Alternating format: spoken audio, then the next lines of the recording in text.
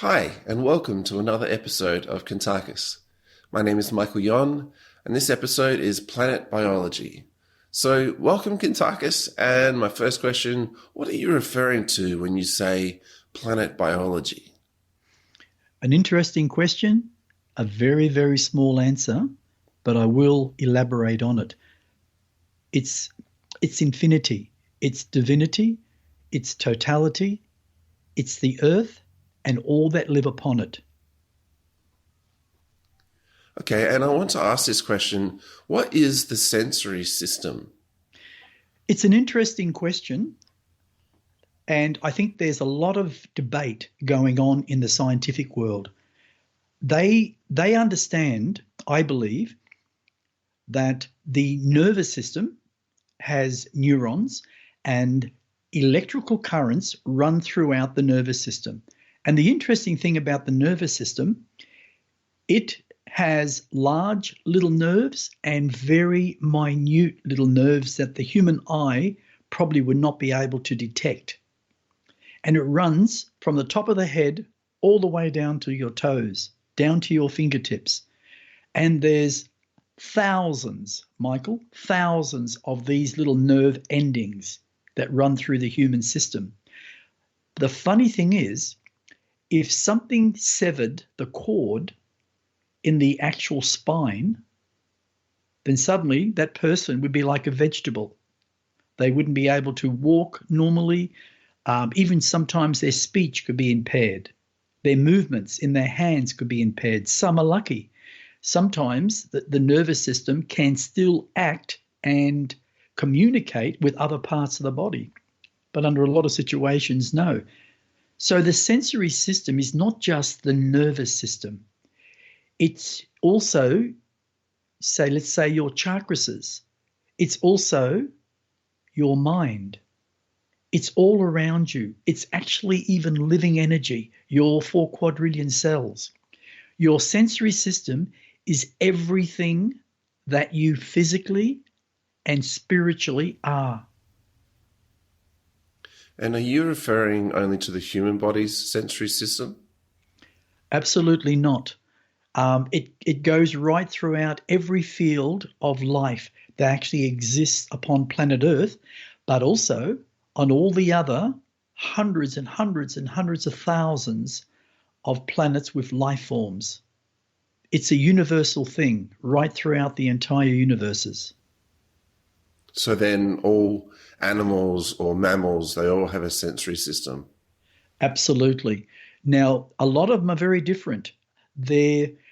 What you'll find with animals, for instance, their sensory system is governed by how they act in their cunningness, in how they attack a prey or, say, bite a piece of grass. Everything works on their energy levels of vibration, depending on what form of understanding or even evolution that being is. Some animals are higher than others, like, say, for an instance, like a mammal, like a dolphin. They have a little sense of thought consciousness because they have evolved very differently to a lot of sea creatures. And that's the interesting fact. So sensory system in all animals vary in a very big way, like, say, from a tiger to a mosquito. Now, the So funny thing is, sorry, Oh, I was just going to say, so insects also have a sensory system.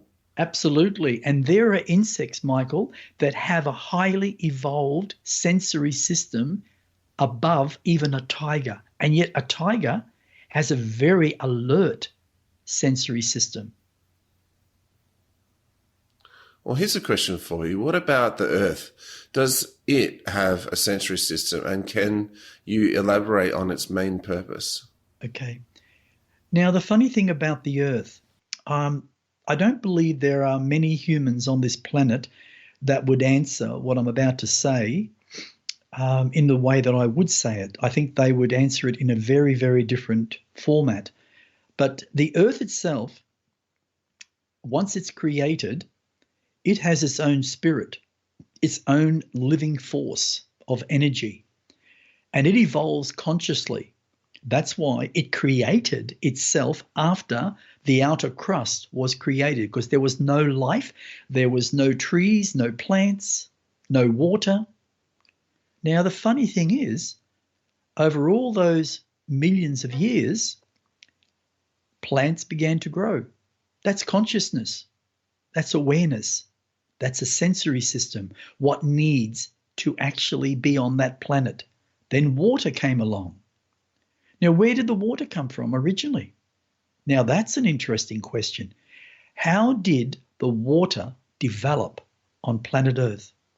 Oh, we have clouds. It rains. And that's not true. It didn't come from there originally. The Earth, through living energy, created the oceans, created the rivers, because it knew that life would exist and would need the oceans, and it would need the water that it could drink. So it created that substance to begin with. It created the bushes, the trees, the grass, the flowers. That's its own thought consciousness in evolution, developing what it needs, because life would come from the ocean and from other sources. And it created all of that. And that's the interesting part. So what it has a physical, it has a spiritual essence, which is the spirit of the earth, and all the living energy that it needs to manifest physical reality into a third dimensional world. And that's what it did. And that's what we have today. So yes, it has a sensory system, and it's massive. Wow. Kuntarkis, you have spoken on several occasions about the brain being separate from the mind.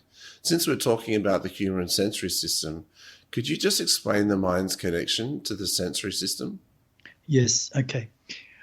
I've said many times before about, let's say the human brain first, and everybody believes that the human brain is the mind. You hear somebody says, oh yes, my mind's pretty sick at the moment. Well, that's what that entity believes because of what's being taught, whether it's in school or whether it's in books. But the reality is, if you take the mind and the brain, they are so separate that it's incredible. The distance is so vast. The actual brain is a living organ, physically created with neurons and electrical components, in a sense. The mind is pure living energy that is part of your spirit, that is part of your soul. The soul has all the wisdom. Now, many believe that when you physically die, the soul dies and the spirit lives on. That is so far-fetched that there is no reality of truth in that whatsoever.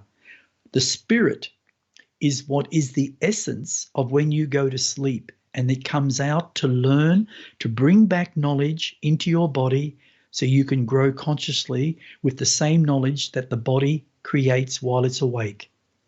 The mind, on the other hand, is a direct link to your heart, but also to your soul.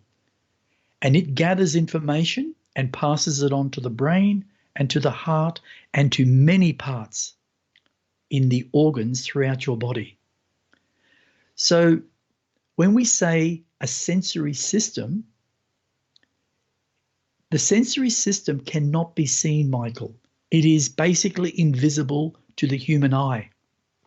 Now, the sensory system, if we call it that, in the human brain, is a form of self-awareness. It's like you're activated in an energy way in your human body. So you don't cut yourself, you don't kick your toe, you don't fall over because you need a sensory system to balance you so you can walk. That's why babies, when they're first born, can't walk. They crawl first and eventually walk. It's like any animal. It's the same principle. So the separateness of the mind and the brain is so far apart, Michael, and yet they're connected at the same time. With human biology, is its function simply physical, or is there more to it? Absolutely more to it.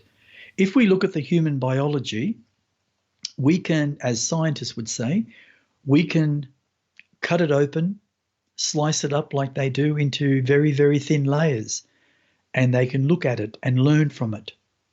But that takes them only so far.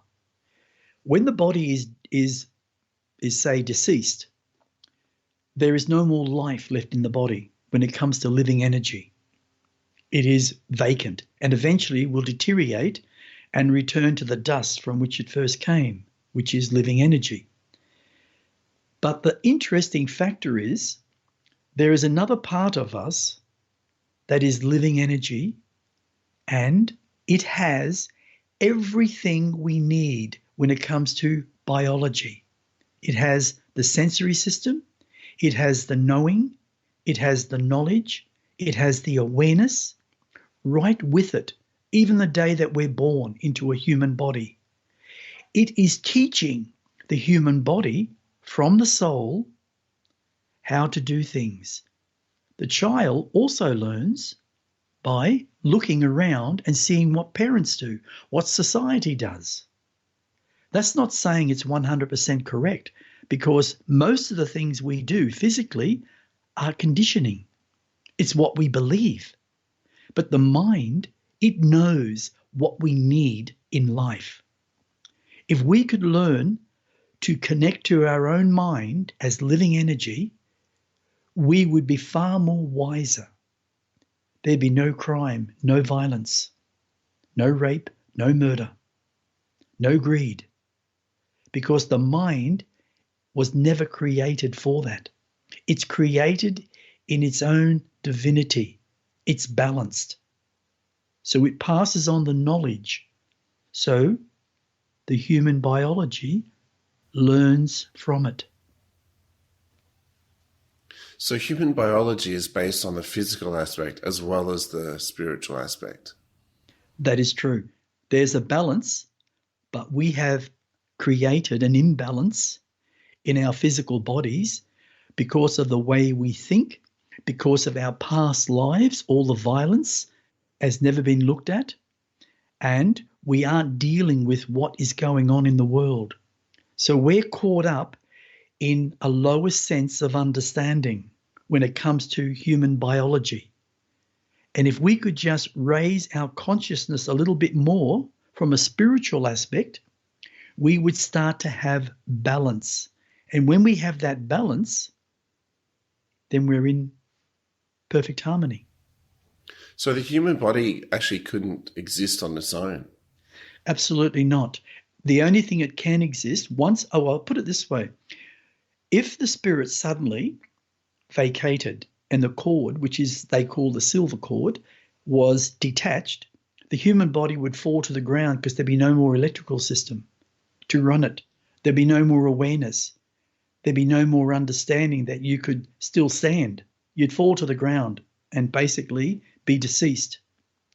So if we look at the other aspect, the spirit being connected to the mind through to the soul is our energy source of existence.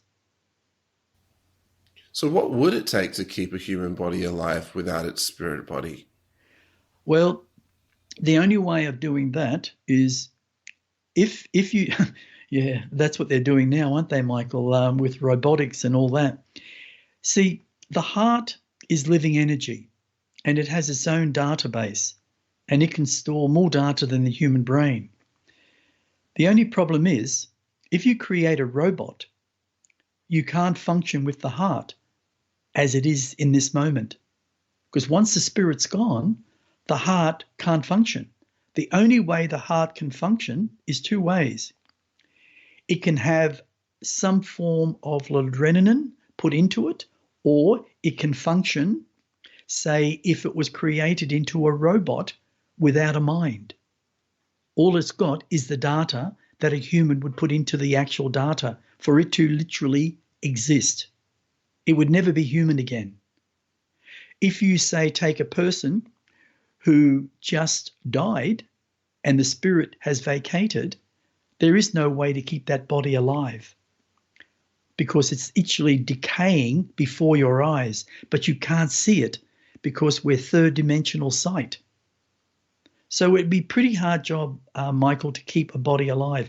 Now, the voodoo, for instance, voodoo, right, is a spiritual belief from Africa. They have the ability to raise the dead. But did you know how they raise the dead? No idea. Through very low entities from the astral world. Ah, of course. Yeah, they bring the spirits, which are at the lowest end, who are so demented in their existence, and they unite the body with that entity. And the way they do it is like a ritual and blood.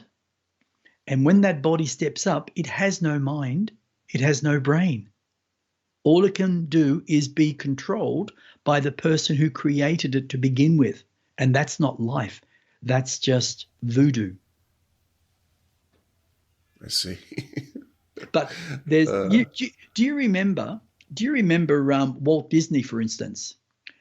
He was frozen because he had cancer and he was going to die.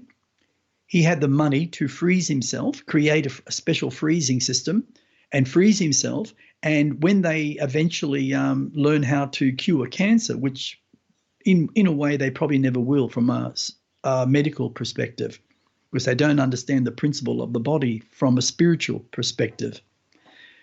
Walt Disney was like that for years and years and years. But his spirit was no longer connected.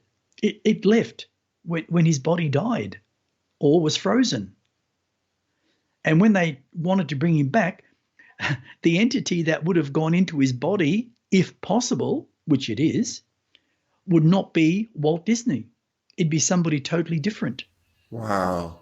Yeah, right? That's why it doesn't work. Wow, I see. Also, the interesting factor about robotics, you can get spirits from a lower vibration because they're watching and they can come and step in and line themselves up perfectly within that robot. And the possibilities are endless from that perspective.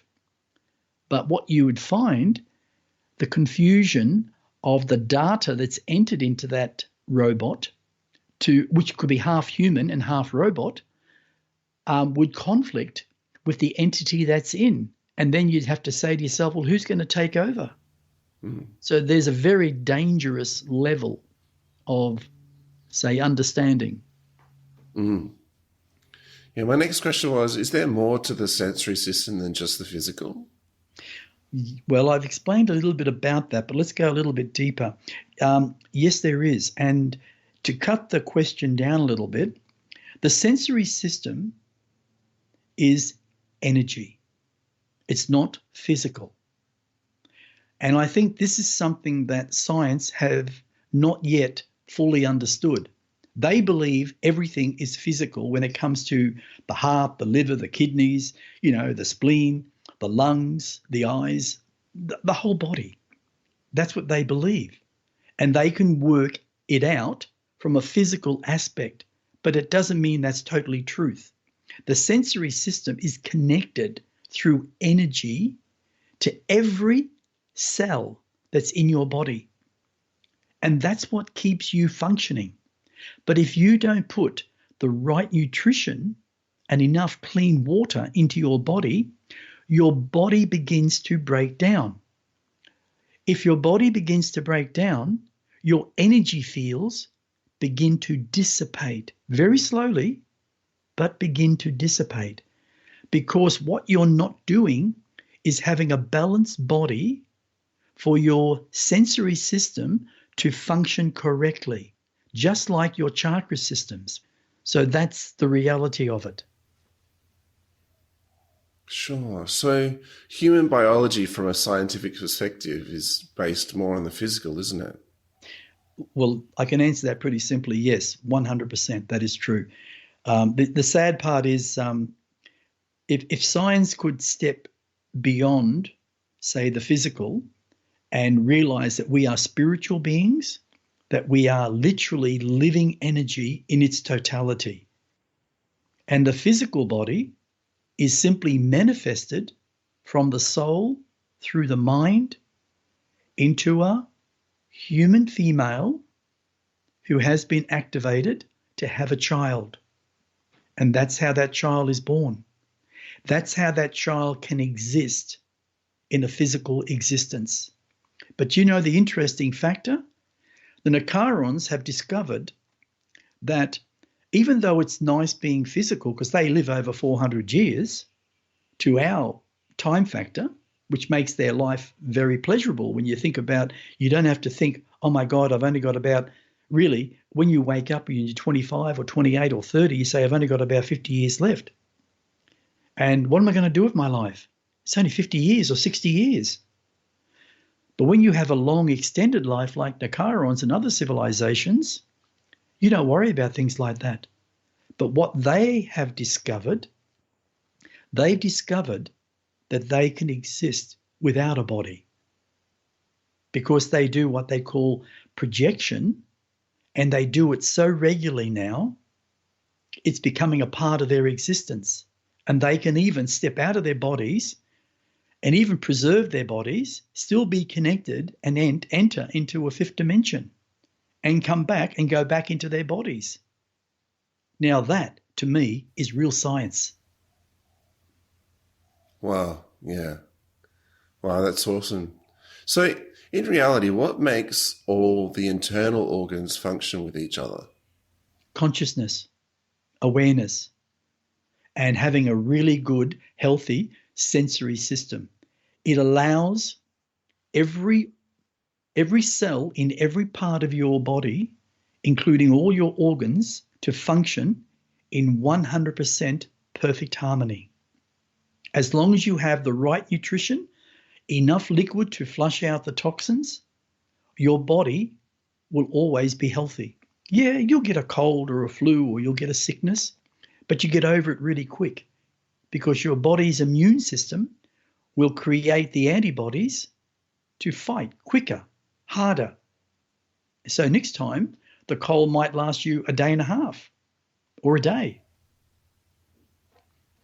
So you're saying each organ has its own form of self-consciousness, like saying the human brain with self-awareness?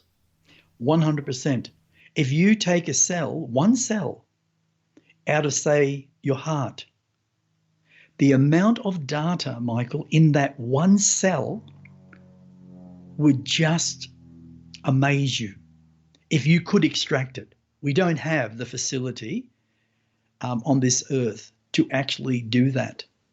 But on Nicaris, they do. That's what I used to do. I had 3 lives, one after the other, working on Nicaron biology.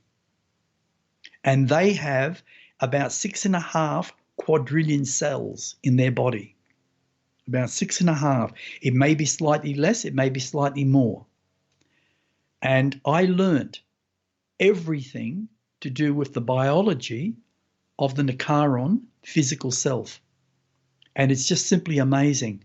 And what I did discover through technology, that a cell holds a tremendous amount of data, so much more than the human brain, in so many different ways. Because if the cell perishes, the energy of that cell returns to your soul. It goes back and it has all this data about your existence, about the things you did, and it learns. The soul is constantly learning. And in evolution, in time, it may be, say, 1 billion years. The soul may decide one time, we have spoken about this, never to incarnate again, or incarnate spontaneously, and not through a body, literally just manifest an essence of itself into physical reality with full conscious awareness. Just like my father, Yakis Kardis, did with the 4 of us. He created 4 of us from the essence of himself. And he put in a soul I mean, that's pretty, how would you say, amazing how anyone can do that, but he did. He also put in the knowledge of his own abilities for us to discover. And that's why I've always been very intrigued about the spiritual essence of going into spirit worlds and different vibrations and being able to manifest and create, because that's the beginning, Michael, with imagination, to create anything, even a physical vehicle that you can travel anywhere throughout any universe. And that's what he does. Any universe, anywhere. Mm. Yeah, physical body that can be manifest, that can go anywhere. That's right. Wow. My next question was, so human biology, like most internal organs, are literally communicating with each other on an energy level. In every moment of every breath. That's how they do it. Then what is that energy level of communication? Living energy. See, the funny thing about biology, Michael, everyone physically looks at biology from a very physical aspect. They never look at it from a spiritual aspect. When I say spiritual aspect, I'm not talking about a philosophy. I'm not talking about some man-made religion that controls the masses. I'm talking about divinity of individuality. Because every cell in, say, your body, right, is an individual, but they're linked together because they are attracted to each other when it comes to energy. So they have literally formulated a body through a woman, and the body grows up. In reality, you are the biology of your living energy. Every cell communicates constantly. It's like flux, in constant flux, turning, twisting, moving, and yet confined within, say, the structure of your heart, the structure of your liver. Your heart is communicating with every organ in your body, just like the human brain. In fact, more, because it's right there amongst it all. And if something's wrong, it will literally send a message to your brain saying you have a problem with your liver or your kidneys or your kneecap. And you might even feel pain. And that's a way of saying there is something wrong going on here. There is a formulation of non-balance. Please correct it, for whatever the reason may be. So we have to understand that everything from the beginning of our creation is living energy. And imagination is a gift from our soul. It's given to us so we can literally use it for any purpose, far beyond our physical realm of matter. We can use it spiritually and eventually teach the spirit how to create, and it becomes a creator. And it brings back that knowledge constantly when you're about to physically wake up. And you will say, Jesus, I was thinking about this thing about, like I could create this wrench that could be universal, and you would need all those tools. So you might go out and seek it out and you might create it. Yeah, you'll make a lot of money out of it maybe. But this is what imagination does. This is what your spirit is doing. I mean, consciously, aren't you better off having your spirit come back with knowledge than come back with ignorance? That you won't grow and you're not allowing your spirit to grow? You're keeping it down? You have to let your spirit, which is pure living energy, out there to experiment and to do whatever it wants to do, so it learns and brings it back. So you can grow also physically in your own awareness. Right. In human biology, does the nervous system play a similar role in communicating with all internal organs? Absolutely. See, the interesting thing about your nervous system has thousands and thousands of neurons. And what's really interesting is those neurons have data. In fact, a lot of data. And sometimes the neuron system or the nervous system will hold on to that data for a period of time. And the funny thing, it might only be for 2 seconds. And then it releases it to where it has to go, because it's formulating so you understand what messages are going throughout your body. And that's the funny part. But it is constantly working with the physical in every way. Is the human nervous system the sensory system? Yes and no. It's a double-edged question, and it's a double-edged answer. The nervous system is basically electronic device, and it travels through your whole internal essence of your body and throughout all your skin. And it allows you to feel and touch. And then you have data from your brain, from your mind, from your heart, saying certain things to you so you experience. And it's like the speed of light. The interesting thing about the sensory system, as I said before, it is like inwardly but also outwardly, because the sensory system in a way is governed by the overseer, which is your mind. More powerful than the human brain will ever become.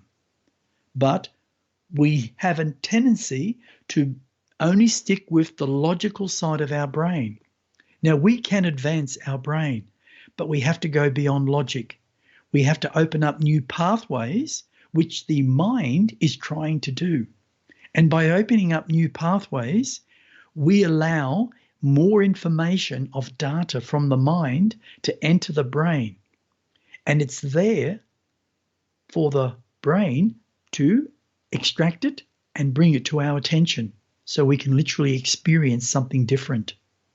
But logic holds us back. I see. This is a little different as a question. Does the nervous system control the chakra centers, or is it the other way around? Well, that's actually a really good question, because there's a lot of different theories on that. But let me just say this. I believe the human chakra system is just amazing in its own achievements, and it's all created from living energy. If you look through living energy, there is about 147 chakrases throughout the human body. Now, let's say with the main chakrases, there are 9. Some say there are 12, which line up from under the human feet to above the human head perfectly. And normally, most chakra centers do turn clockwise. If they go anti-clockwise, it's a much slower vibration. It means that that chakra center is actually out of balance, and it needs to be rebrought back into balance, which is a very simple process. And there are many reasons why that can happen. Now, the chakra centers are directly linked to your sensory system. Now, each of these chakras, say being 9 or 12, vibrate at a specific frequency. The one that vibrates at a higher frequency is naturally the throat chakra, because it is our communication. Whilst the heart chakra, it can vibrate, say, at a slower frequency. It doesn't mean that it's lower in vibration. It just means it vibrates in a balanced, peaceful, harmonious way. And that's very important. As I stated before, chakras are part of our sensory system. While they vibrate in balance, the human body will function in complete harmony. But if our food and liquid intake is, say, of a very poor quality, meaning being, say, a consumer of junk food, that's where the imbalance will occur. And over a long period of time, some chakra centers will begin to show the body is out of balance in many different ways, especially disease. And if nothing is done about it, naturally, it causes stress and discomfort to that human body and can lead to many types of illnesses, which is quite common amongst human society. Also, the human emotions, be it negative or positive, plays a very big part to being well as a human being. One thing I do want to do, let me just name the nine chakra centers. If we go to say 1, the base chakra, which is centered at the base of the human spine. If we say 2, we call it the spleen chakra, which is centered in the lower part of the belly. Number 3, solar plex chakra, which is centered slightly above the abdomen.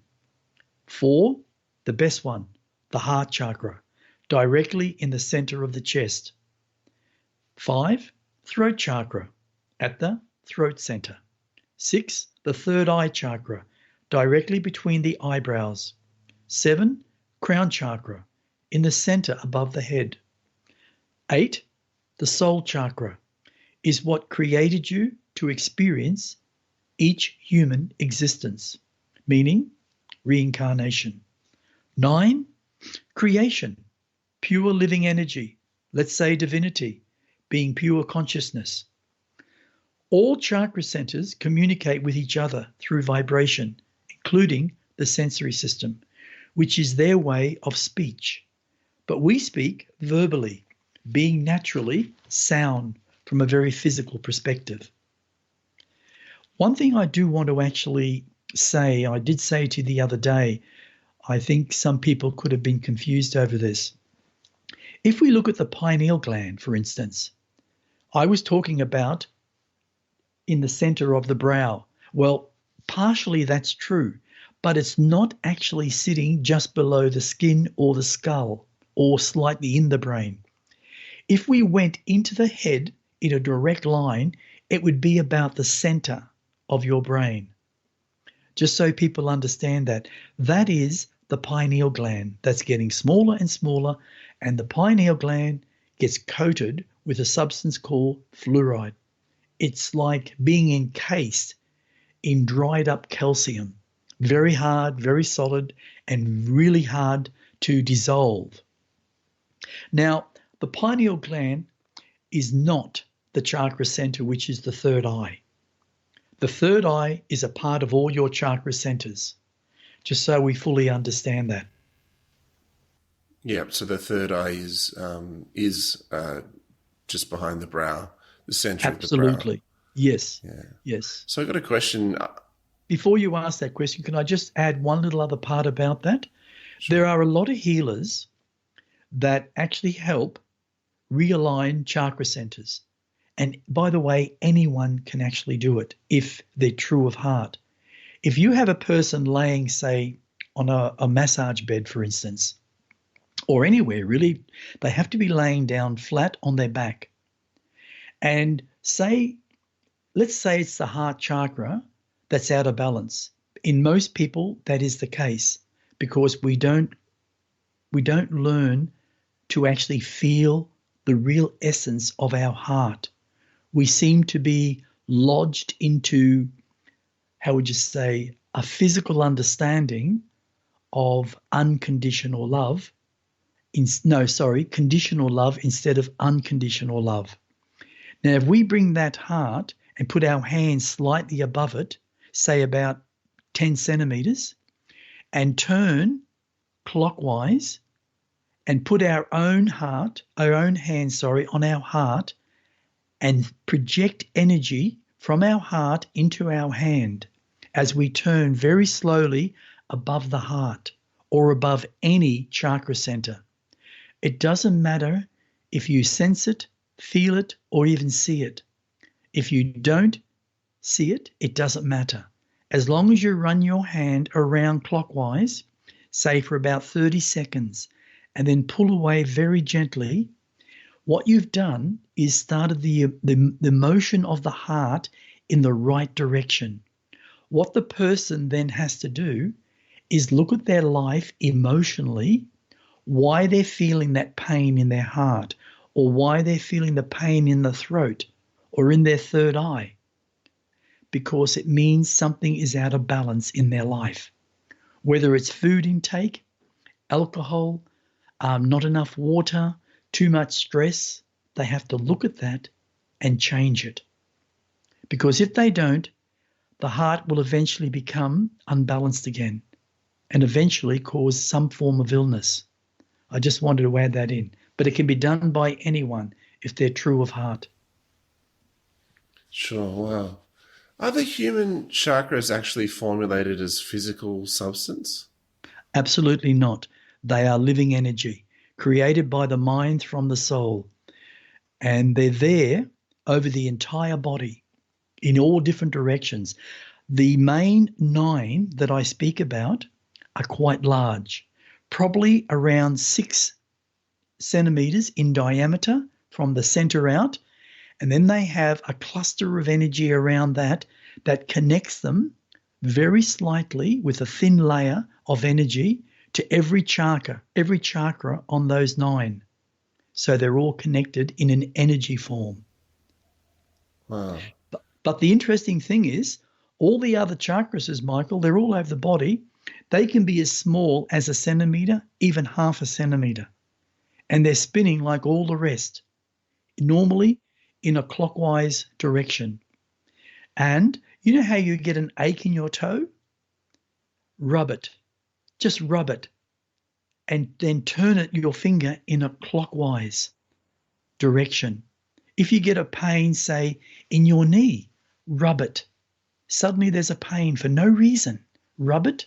And even if you knock your knee, do the same thing. Rub it in a clockwise direction for about 30 seconds and just see living energy going into it. And that will help the process if you believe. Right. So, hey, is the nervous system formulated as a physical substance as well? It is. The nervous system basically is a physical substance with neurons and electrons going all the way through it. It's a combination of both. But the physical substance, right, is just a very fine inner layer of your complete nervous system. If you took the nervous system completely out of the body and laid it on a separate table, you would see eventually the electrons would die out, the neuron system would die out, and all you'd have left eventually is dried up, very, very fine particles of looks like little wires or little strands that would eventually dissipate. In other words, rot away. But there is a physical substance in your nervous system, probably about 30 to 35%. The rest is all electrical, basically from living energy. So would the chakra centers and the nervous system be considered sensory systems? Absolutely. Overall, if you look at it as an overall picture, yes, they would. And in saying that, would the human heart be considered a sensory system? Absolutely. See, the heart is it's an organ that does a tremendous amount of balance throughout the body. It also knows when something is not functioning right. Some people have said, oh, geez, I woke up this morning with this ache in my heart. Am I going to have a heart attack? In most situations, no. What it's actually saying is that there is something astray in the body. And if you have a sensory system that you're aware of and you're knowledgeable in that area, and if you're not, go and find out. There is a lot of information that can help you. You'll find that it's another part of your body. And your heart is literally saying to you that something is not functioning correctly. The other side of the picture, from a physical perspective, sometimes when a person has really bad heart pains, it means that the blood is not circulating because the main arteries are closing up. Too much cholesterol, too much toxin. So that's from a physical perspective where you have to go and see a doctor. Your body needs a clean out. Yeah. So what does the human sensory system govern when it comes to the functions of the human body? Everything. You see, if you look at the mind as energy, and it's the overseer, it's massive in size. compared to the body itself, the physical body. And within that, the sensory system was placed within the body so it can literally inform you that something is unbalanced. But the mind is more connected than the physical body because the sensory system is complete energy running through every single cellular structure in your entire body. And there are over 4 quadrillion. We called this planet biology. What about the planet? Does the planet have a heart or any organs or anything similar to what we've been talking about? Well, yes, it does. And this is an interesting question, Michael, but it's going to intrigue people with an answer. What's in the center of the Earth? Lava, I guess, or the core. The core. The core is the Earth's heart. That's the best answer that can be given. The lava is the blood that's within the human body. Similar, I mean, naturally it's not lava because if it was, your body would just burn up. But it is blood within the earth, which is the lava. And it runs through arteries right throughout. And the interesting thing is now this is interesting. This is consciousness, Michael. When you take an island suddenly appearing out of nowhere, and it's a volcano. That's how it all begins. And suddenly the volcano explodes, and billions of tons of lava is spread. And you can see the lava spreading out, and suddenly it stops. And it might do that for, a couple of thousand years. And then maybe 1 million years later, you got life on that island that's now been created. And it's all lava. Well, what created that? And how is it sitting up there? I mean, it can't float. But underneath it, all the way down, are like massive magnas of say, pillars that are literally holding that up. And what is running through is this energy and even lava. I actually saw a very interesting program, a documentary on that, and I was very intrigued to see how that can hold up and keep an island up there. It's quite amazing. But when you see how the earth opens up and the earth literally lifts up a massive amount of rock and it becomes Mount Everest, that is not lava. That's the earth hitting plates deep down. And it's like a river flowing over those plates and suddenly being pushed up. And the earth changes shape at that point, and massive mountains come up and massive mountains sink. That to me is thought consciousness. And the funny thing is, it comes right from the center of the earth, just like our human body. Our heart is basically sitting in the center of our earth, like our body. I call our body the earth in a sense because we're talking about, is the earth like the body? Is the body like the earth? Has it got thought consciousness? Has it got blood? Has it got chakra centers?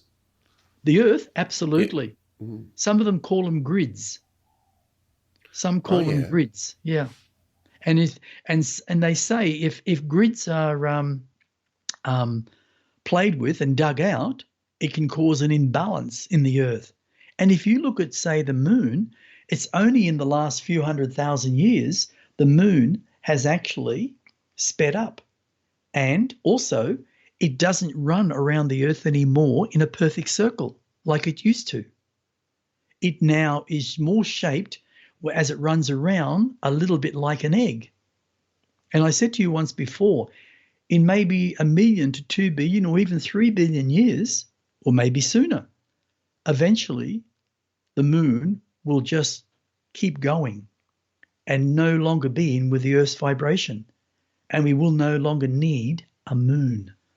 Just like the Nicarons, other civilizations, they no longer have a moon. Yeah, I was actually listening to that episode only recently that you were talking about that, talking about how it relates to sleep. We will no longer sleep the way we do now, and yeah. Well, before we close, Kuntarkis, is there anything else you'd like to share about planet biology? Well, the interesting factor is just very quickly what we're saying about sleep, for instance, like us, we sleep, 6, 8 hours a day. But if you go, say, to a planet like, say, Nakaris, they don't sleep because they no longer have night. What they do have is, let's say, a meditation day, a meditation period. And what the purpose of that is to release and balance and, say, remove any form of stress from their being so it doesn't accumulate. And that's very important. And there's a lot of civilizations that do that. And if we look here on Earth, and the Mexicans, for several thousand years, the Mexicans used to have fiesta, which they call like a fiesta time, where they'd all go to sleep. Everything would stop. No matter what you're doing, no matter where you are, they would just sit down, pull their big hats over their head, and they would have, like, say, an hour or whatever. So that's a very similar thing. It's like saying, I've had enough. I need to de-stress myself. So they do. It's not so much today because our world's become so modern that we're losing some of the realities of things that used to help us in the past. And we're now speeding up to a point where we don't have time for anything.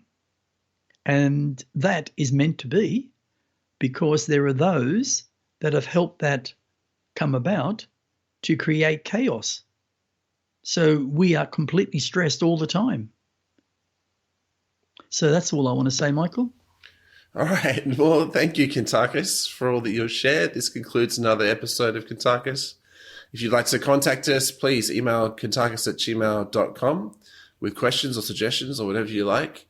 We also have a Facebook page, Kuntarkis, and Kuntarkis's Kuntarkis's website is etcconsciousness.com, which has some articles there as well as how to contact him there, and also some information about his books. So thanks so much for listening. My name is Michael Yon, and stay tuned for more.